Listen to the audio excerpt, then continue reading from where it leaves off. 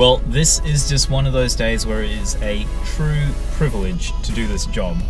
I'm out here in the middle of Sweden in a town, or rather a lake called Åre. It's isolated and incredibly cold, but I'm here to drive 8.6s sideways, and it doesn't really get much better than that. The 8.6 has been with us for nearly 6 years now, but even though Toyota's sole sports car offering has seen little in the way of meaningful mechanical upgrades since, it's definitely stood the test of time. And that's not a great surprise considering Toyota nailed the fundamentals with the front-engined rear-drive 8.6 right from the get-go. It's got near-perfect chassis balance, and while its Atmo 2-litre 4-pot only makes 152 kilowatts, that's plenty for a car that weighs just a little bit over 1.2 tonne. And besides, big power isn't necessary when you're driving on a frozen lake somewhere in the Swedish countryside. Yes, we know the 8.6 is pretty old, but it can still dance like a real young one. And sometimes all you need is a little bit of deft handbrake to get the back out when you got a little bit of understeer. But this thing is just an oversteer machine, especially on ice. This is joyous. Oh my god. I really could do this all day. This is the best fun you can have with your pants on. Yes! It's huge fun, in fact, and clear evidence that company CEO Akio Toyoda's crusade to inject some emotional appeal back into his brand is working. But why exactly did Toyota go to the trouble of sending us to a frozen lake to get sideways in a car that is rapidly approaching retirement?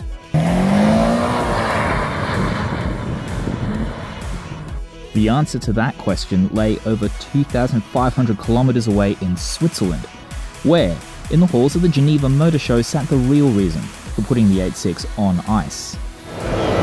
And this is the car that Toyota wants us to get all revved up for. This is the long-awaited return of a Toyota Supra. And when the production version of this rather wild and racy concept finally arrives, hopefully it will drive just as well and be just as delicately balanced as those 8.6s that we were getting sideways in up in Sweden. It's been nearly 16 years since the Supra was in production last, but Toyota fans around the world have been spending that time hoping Toyota would fire up the defibrillator and zap the nameplate back into life. Their patience has paid off, and this is the man responsible for the Supra's 5th generation revival, Chief Engineer Tetsuya Tada. If that name sounds familiar, that's because he was also the man responsible for the 8.6. Clearly, the man has good form when it comes to sports cars. And like the 8.6, which was co-developed with Subaru, the Supra will be another joint venture for Tada-san. This time around, BMW is his dance partner, with the German automaker donating the chassis of its next-gen Z4 to the Supra's cause, as well as allowing Toyota use of its engines. Tada-san told us that having an inline-6 was considered mandatory for the new Supra to keep it aligned with previous generations, and we know for sure that the next Supra will make use of BMW's B58 3-litre turbo inline-6. If Toyota's hype video is any indication, its new sports car should definitely sound like a Supra should.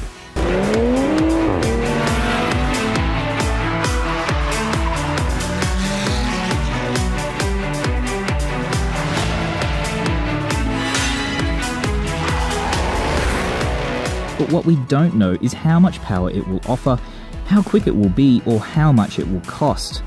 Even the availability of a manual transmission has yet to be confirmed, with rumours saying the new Supra might be auto only.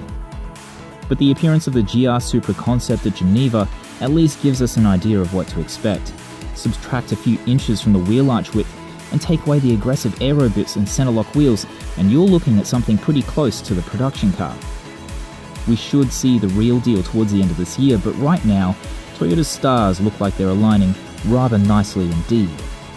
Front engine, rear drive, 6 cylinders, and all designed by a man who knows how to make a car handle. The 5th generation Supra should be an incredibly special car.